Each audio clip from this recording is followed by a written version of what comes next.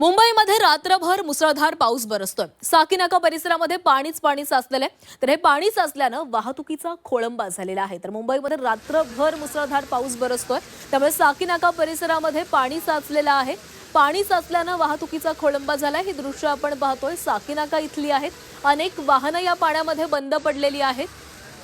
मोठ्या प्रमाणात या ठिकाणी पाणी साचलेलं आहे। सकाळची ही दृश्य आहेत। रात्रभर मुंबईमध्ये मुसळधार पाऊस बरसतोय आणि त्यामुळे मुंबईतल्या सखल भागांमध्ये पाणी साचलेलं आहे।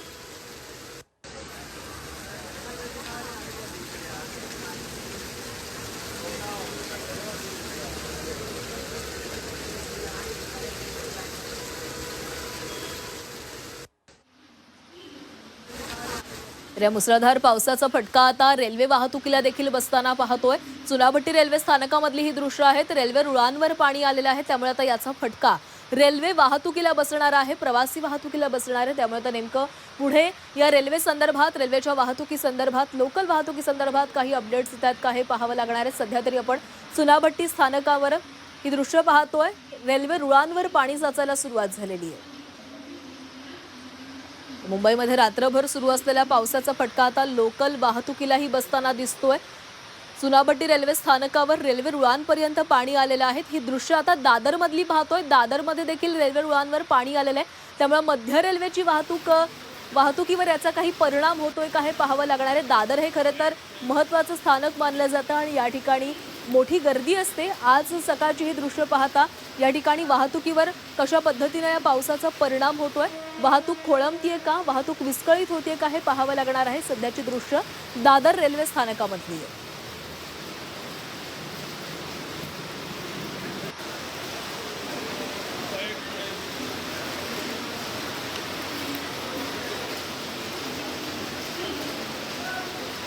मुंबईमध्ये रात्रभर जोरदार पाऊस होतोय। मुंबई शहरामध्ये 71 मिलीमीटर पावसाची नोंद झाली आहे।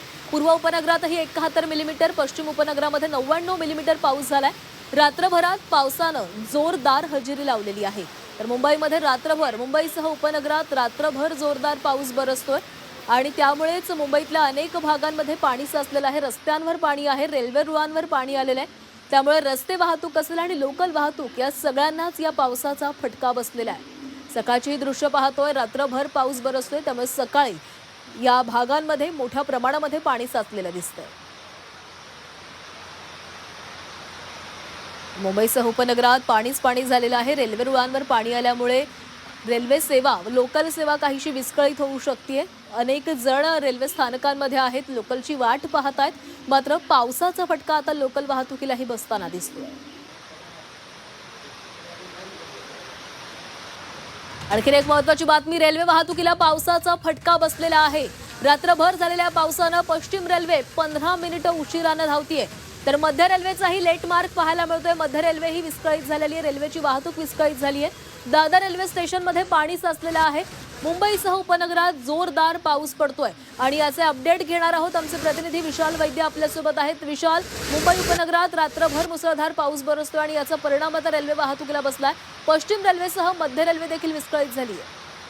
रस्ता वाहतुकी जो आहे तो खोळंबा झालेलाच आहे। मात्र आता जी जीवनवाहिनी समजली जाते रेल्वे सेवा, लोकल सेवा, तिलाही फटका बसल्याचं आपल्या इकडे दिसून येत आहे।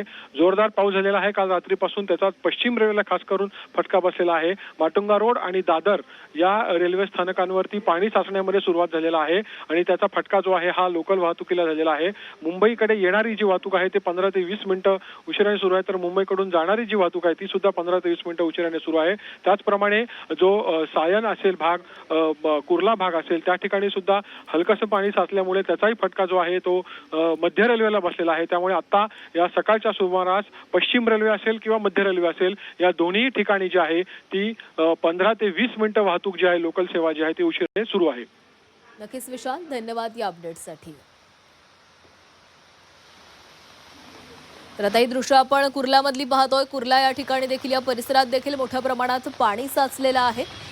रस्ते वाहतूक देखील विस्कळीत झालेली आहे, काही प्रमाणात मंदावलेली आहे। अनेक वाहनं या पाण्यामध्ये बंद पडलेली आहेत, काही वाहनं जात आहेत, मात्र त्यांचा वेग हा मंदावलेला आहे। तर कुर्ला पूर्व या ठिकाणची ही दृश्य आपण पाहतोय। सध्याची दृश्य सायन मधली आहेत। सायन असेल, किंग सर्कल असेल, या ठिकाणी गांधी मार्केट या परिसरामध्ये मोठ्या प्रमाणामध्ये पाणी साचत असतं.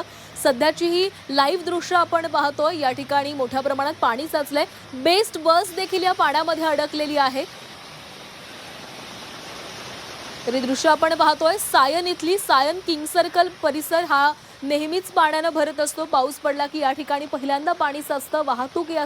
वाहतुकीवर याचा परिणाम होतो आणि सध्या देखील हीच परिस्थिती आपण पाहतोय. किंग सर्कल परिसरातली ही दृश्य आहेत. मोठ्या प्रमाणात या ठिकाणी पाणी साचलंय. वाहतूक मंदावलेली आहे. बेस्ट बस या ठिकाणी बंद पडलेली आहे. एका बाजूला रेल्वे वाहतुकीला फटका बसताना दिसतो. रेल्वे वाहतूक विस्कळीत झालेली आहे, तर दुसऱ्या बाजूला रस्ते वाहतुकीवरही परिणाम झालाय. रस्ते वाहतूक मंदावलेली आहे. काही वाहनं बंद पडलेली आहेत. बेस्ट बस या ठिकाणी बंद पडल्याची दृश्य आपण पाहतोय. हे दृश्य पाहिल्यानंतर नदी आणि ओढ्यांसारखं स्वरूप या रस्त्यांना प्राप्त झालेलं आहे. मोठमोठी वाहनं या ठिकाणी बंद पडतात. एका बाजूला आपण पाहतोय ट्रक जातोय, मात्र दुसऱ्या बाजूला एक बेस्ट बस या ठिकाणी बंद पडलेली आहे. त्यामध्ये कोणतेही सध्या प्रवासी नाही आहेत. मात्र बेस्ट बसेस अशा प्रकारे बंद पडल्यानंतर जे अनेक जण सकाळी बेस्ट बसचा वापर करून आपल्या कामांसाठी निघत असतात त्यांना मात्र आता याचा फटका बसणार आहे. सध्या रस्ते वाहतूक मंदावलेली आहे. याच पाण्यामधून वाहनांना मार्ग काढत जावं लागते. त्यामुळे संथ गतीनं हा प्रवास ही वाहतूक सुरू असल्याचं आपण पाहतोय. पावसाचा जोर जर वाढला तर या ठिकाणी पाणी वाढण्याची किंवा पाण्याची ही जी पाणी वाढू शकते आणि त्याच्यामुळे याचा मोठा परिणाम वाहतुकीवरच होताना दिसणार आहे. काल मध्यरात्रीपासून मुंबई आणि उपनगरामध्ये पावसानं जोरदार हजेरी लावलेली आहे. अनेक जण या पाण्यामधून वाट काढत आपल्या कामांवर निघालेले आहेत. आपल्या सकाळची जी काही दिनचर्या असते त्यातले जे काही महत्त्वाच्या गोष्टी असतात, कोणी जिमला चाललेलं आहे तर कोणी आपल्या कामांवर चाललेलं आहे आणि याच पाण्यांमधून वाट काढत हे सगळेजण पुढे जातात. या ठिकाणी पंपिंग म्हणजे पाण्याचा उपसा व्हावा यासाठी पंप लावण्यात आलेले आहेत. मात्र ते कार्यान्वित नाही आहे. त्यांच्यामध्ये काही तांत्रिक बिघाड झाले, त्याच्यामुळे ते देखील चालत नाही.